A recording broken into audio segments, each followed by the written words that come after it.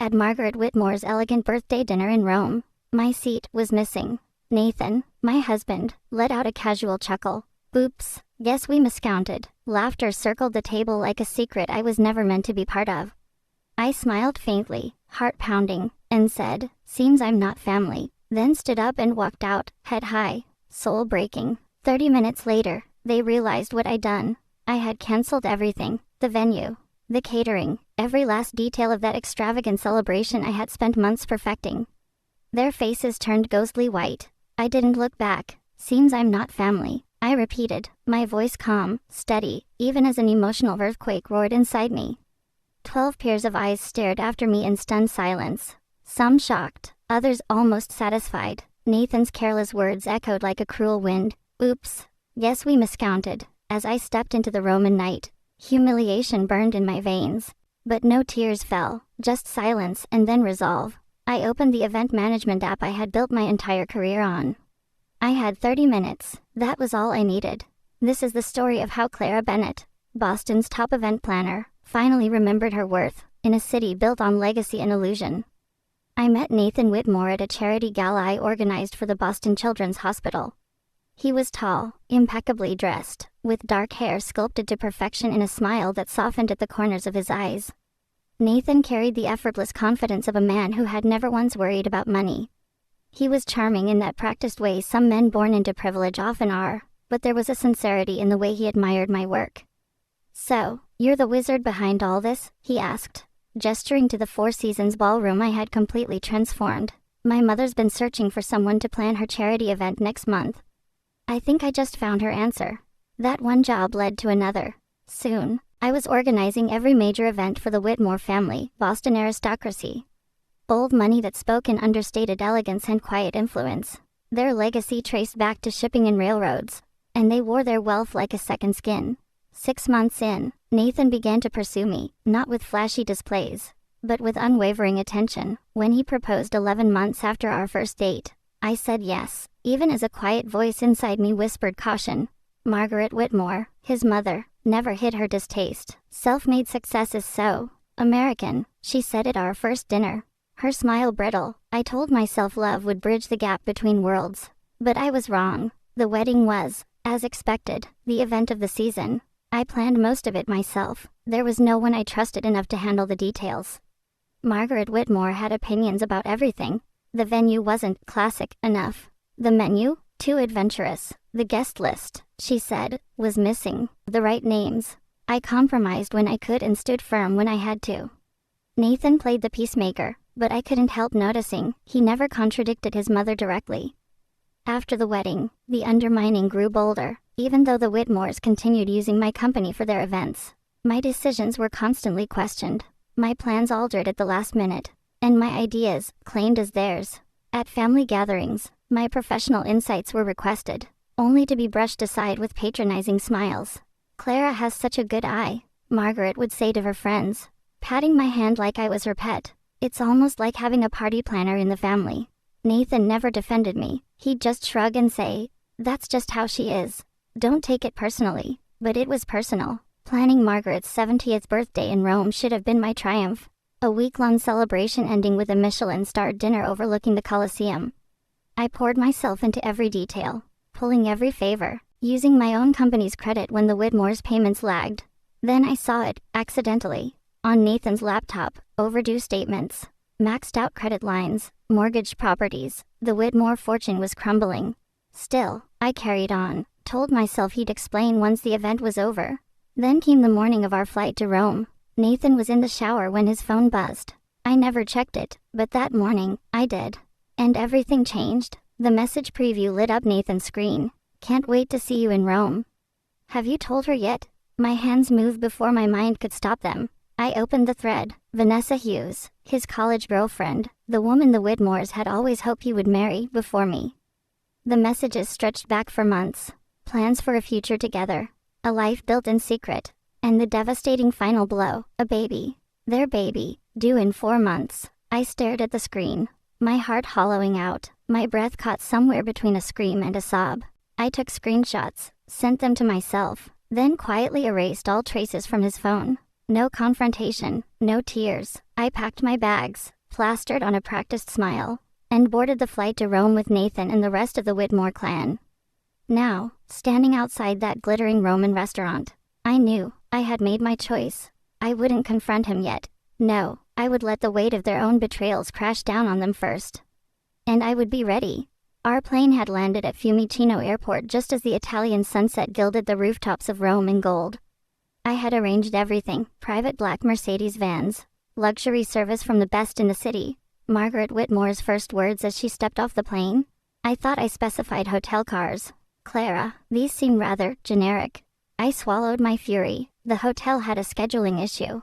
These are from Lux Transport. They handle most diplomatic services in Rome. She didn't hear me. She was already whispering with Richard, dismissing me as they always did. At Hotel de Russi, champagne flowed, bellhops scurried, every detail a masterpiece of planning. I had fought for every basket of Italian delicacies, every suite with perfect views.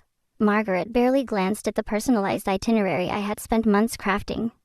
She tossed it aside with a careless flick of her hand. "We'll just play it by ear," she said, erasing my efforts in a single breath.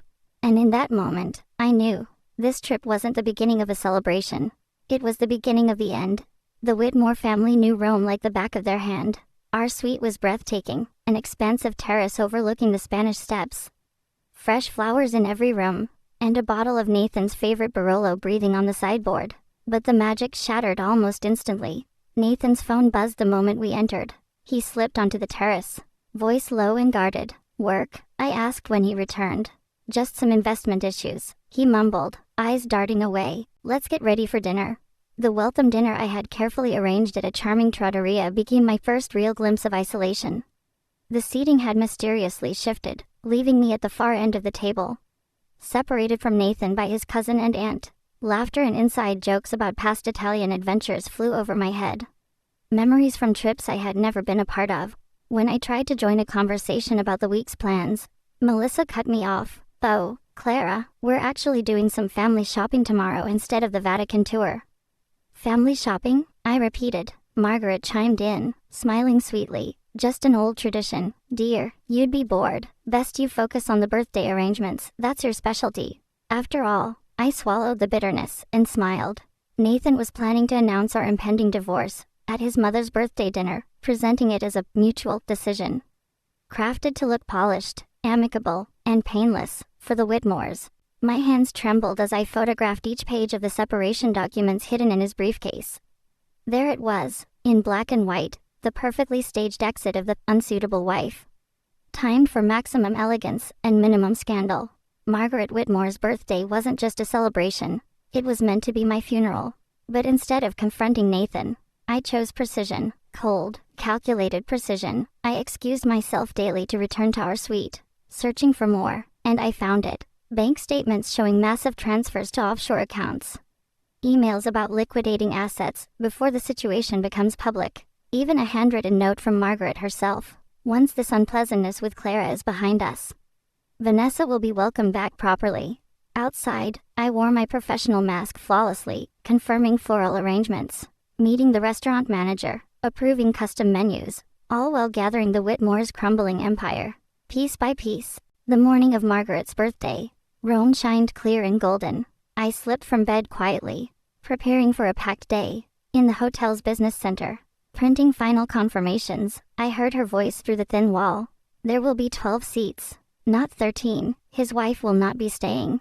A family matter, you understand. No need for questions when she leaves." Margaret Whitmore's voice drifted through the wall, every syllable slicing into me. My blood turned to ice.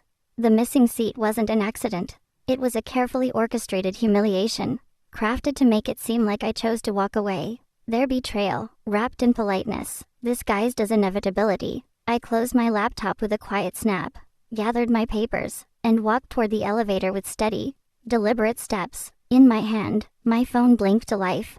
If the Whitmores wanted a birthday dinner they would never forget, then that's exactly what I would give them. I arrived at a Roma restaurant an hour early, just as any diligent planner would. The rooftop shimmered under the amber kiss of sunset, the Colosseum standing regal in the distance. I inspected every detail, the hand-lettered place cards, the pristine arrangement of Margaret's beloved white peonies, The champagne chilling to perfection. The three-tiered Italian masterpiece of a cake. Is everything to your satisfaction? Signora Whitmore, Marco, the maitre d', asked. Perfect, I replied, my voice even. Back at the hotel, I changed into a midnight blue Valentino gown. Applying my makeup with a surgeon's precision, I studied my reflection. 5 years of battling for acceptance had left its mark.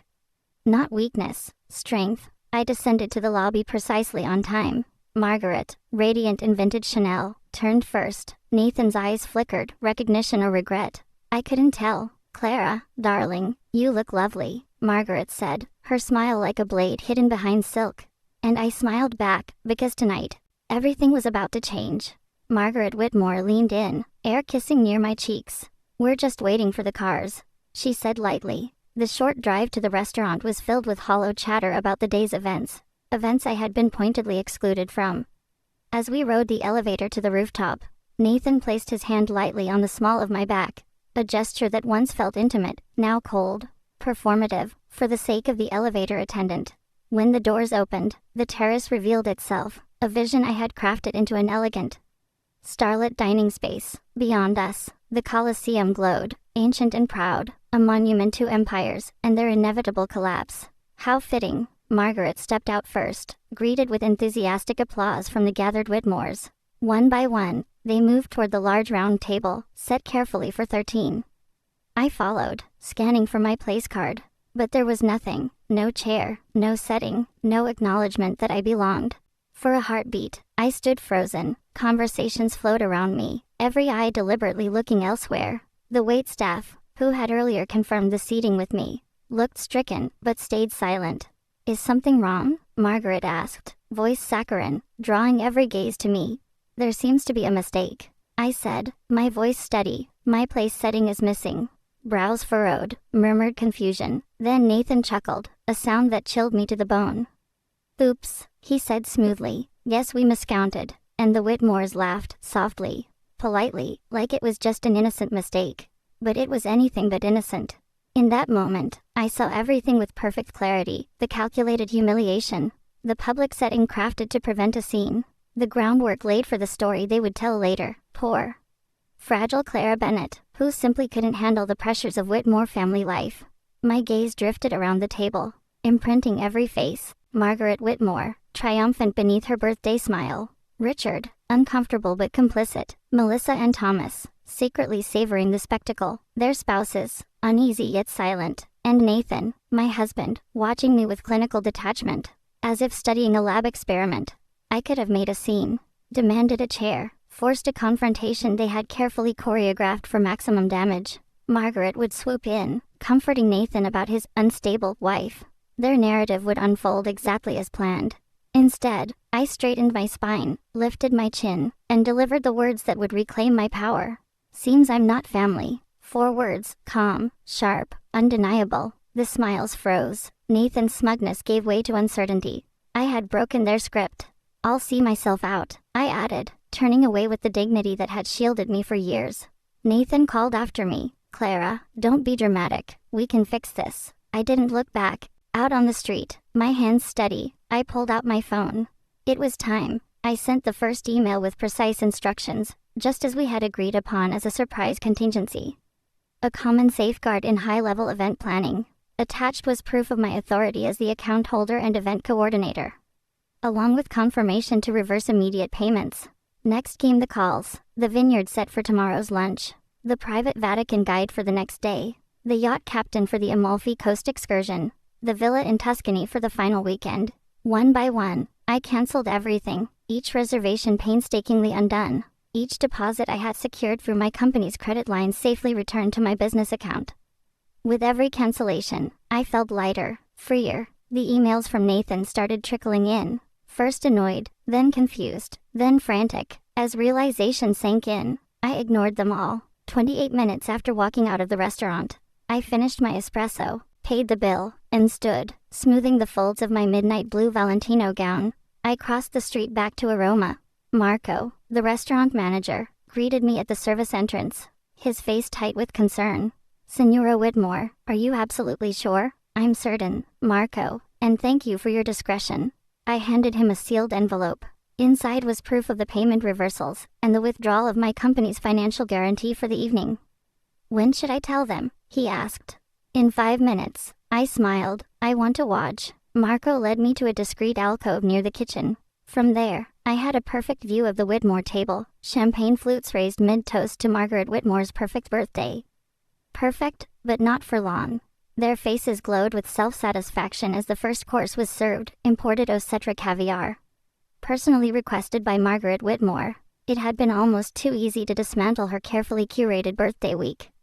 In the world of luxury hospitality, trust is currency, and as the official event planner, whose name appeared on every contract, every wire transfer, and every signature line, I held that currency in full. Not Margaret, not Nathan. My phone buzzed. A message from Nathan. Clara, where are you? Stop being childish. Come back. Then another. Mother is upset. You're embarrassing yourself. I didn't respond. Instead, I texted Carmen at Villa Borza, where the Whitmores were to stay for their Tuscany weekend.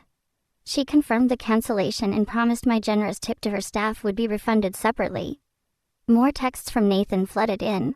The hotel just called. Tomorrow night's reservation is gone. What are you doing, Clara? This is insane. Call me. I texted Marco. You may proceed.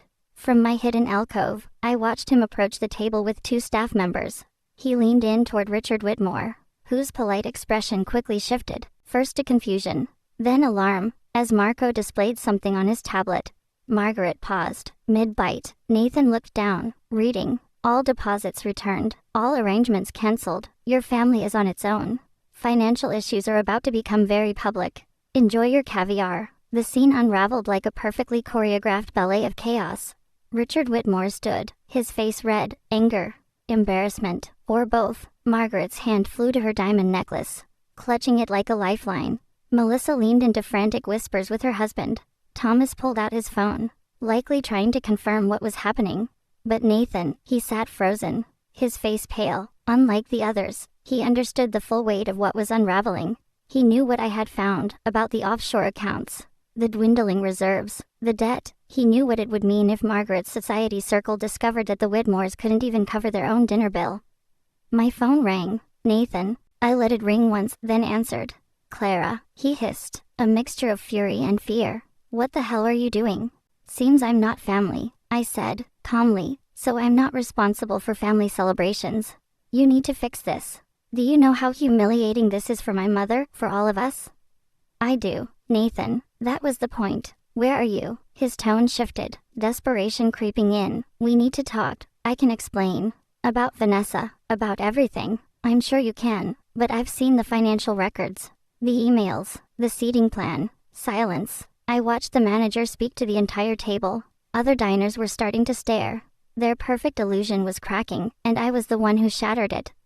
The Whitmores' humiliation had become a public spectacle, ironically. Exactly what they had planned for me. Clara, please. Nathan's voice came through my phone again, stripped of its aristocratic confidence. You don't understand what this will do to us. Oh, I understand perfectly, I said softly. That's why I did it. We can fix this, he pleaded. Come back to the hotel. I'll meet you there in 20 minutes. No, Nathan, we're past fixing. I ended the call and stepped out from my hiding place. 12 heads turned as I approached. Some faces were flushed with anger, others pale with fear, all of them stunned. Margaret Whitmore found her voice first. It trembled with fury. How dare you ruin my birthday? I smiled, calm and clear. I learned from the best. Margaret, isn't this what you wanted for me? A public humiliation? A silent exit? The only difference is I rewrote the ending. Richard rose, indignant. You had no right. I had every right, I said firmly. Every contract, every reservation, every arrangement was made through me. Under my company's name, I simply adjusted the plans. You'll regret this, Melissa snapped. When Nathan divorces you, you'll get nothing. I looked directly at him. That's where you're wrong. I have everything, the emails, the offshore accounts, the fraudulent transfers. I'm sure the IRS will enjoy the reading. The silence was deafening. Their faces turned ghostly white. But I felt no triumph, no need for vengeance, only freedom. I turned and walked away from the Whitmores, from the past, from everything that had tried to diminish me. The next morning, I left Italy, and I upgraded myself to first class. I flew first class on a direct flight to Boston, using reward points I had earned planning the Whitmores' lavish vacations. The irony wasn't lost on me. Behind me, I left a family in free fall, their carefully constructed image crumbling in real time. Through a discreet call from the hotel concierge, I learned they had paid for dinner with Margaret's vintage Bulgari bracelet as collateral until funds could be wired the next morning. Word spread quickly through Rome's luxury hospitality network. Suddenly, the illustrious American family was being asked for full payment up front, no exceptions. No trust. During my layover in London, I sat quietly in the British Airways lounge, sipping Earl Grey while reading the barrage of messages flooding my phone. Richard, this is actionable. Our lawyers will be in touch. Melissa, you've made the biggest mistake of your life. Thomas, did you really think you could humiliate us without consequences? But Margaret's message stung with familiar condescension. I always knew you were common. This display only proves it. Yet it was Nathan's messages that revealed the full unraveling. You have no idea what you've done. My father had a minor heart episode. The Prescotts saw everything. Do you understand what this means for our standing? Then finally, please, Clara, I need to talk to you. It's about more than just us now. I didn't reply. Instead, I forwarded the financial documents to my attorney, along with a note, hold securely. Release only if they move first. When I arrived home, our Beacon Hill brownstone, I hired movers to pack my things. I took only what was unquestionably mine, my clothes, my jewelry, my first editions, and the art I'd collected before the marriage. Everything else, they could keep it. I left behind the wedding gifts, the furniture, anything bought jointly. I wanted nothing tethering me to the Whitmores' web of deceit. 2 days later, the Boston Globe ran a small item in the society section. Investment group faces inquiry. Quiet, discreet, but enough to ripple through Boston's elite. A week after my return, Nathan appeared unannounced at my new apartment. He looked worn, unshaven, his usual polished exterior replaced by something rawer. You need to come home, he said. This has gone far enough. This isn't a tactic, Nathan, I replied. It's a divorce. He stepped inside without waiting for an invitation. The SEC is investigating my father. 2 board members have quit. My mother had to cancel her gala. Donors are pulling out. Sounds like a Whitmore problem, I said flatly. Not mine. It is your problem, he snapped. We're still married. My debts are your debts. I smiled. Not when I have documentation proving you hid assets and excluded me financially with intent to defraud. My lawyer assures me I'm protected. He crumbled, sinking into the couch. I never wanted this. Clara, what did you want? A planner for your social life? A placeholder while you ran back to Vanessa? He didn't answer. When's the baby due? His eyes widened. 4 months. I said, congrats. I'll give you whatever you want. Nathan finally said, just hand over the documents. Sign the NDA.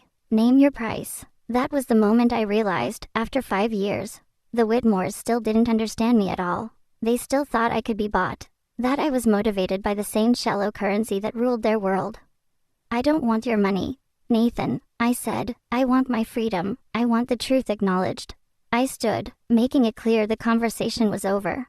The documents stay with my attorney, unless you try to drag me down with you. The divorce terms are simple. I leave with what's mine, you with what's yours, and Vanessa, the baby? His voice cracked. That's between you and your conscience. I hope you'll be a better husband to her than you were to me. After he left, I stood at the window, rain streaking the glass-like closure. Over the following weeks, the scandal unfolded slowly. The Boston Globe ran a full exposé on the Whitmore investment scandal. Longtime clients walked away. Margaret was quietly removed from 3 elite charity boards. Vanessa's pregnancy became public, complete with a ring and a timeline that rewrote their narrative.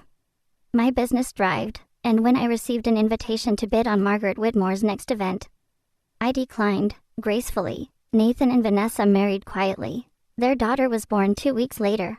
I didn't send a gift. 1 year after that night in Rome, I found myself back in Italy, this time planning a celebrity wedding on the Amalfi Coast. As I stood on a terrace overlooking the Mediterranean, phone in hand, vendors awaiting my word, I felt something unexpected. Peace, joy, power, not despite the end of my marriage, but because of it. The Whitmores had tried to make me feel small. Instead, they freed me. In losing the life I thought I wanted, I found the one I truly needed. I raised my glass to the sunset, grateful for the missing chair that showed me where I belong. There are moments in life when we're forced to face a painful truth. That we were never truly accepted. That we were only ever a supporting role in someone else's story. But sometimes, being excluded is exactly what sets us free. Clara Bennett didn't just walk away from a marriage. She walked away from a life written by someone else, and chose, instead, to write her own, with her own hands, her own heart, on her own terms. If you've ever felt like Clara, overlooked, dismissed, or underestimated, leave a comment and share your story. You're not alone. Your voice might be the one that gives someone else the strength to stand. And if this story moved you in any way, don't forget to like the video and subscribe for more powerful, inspiring content, because sometimes, it's the missing chair that finally shows us exactly where we belong.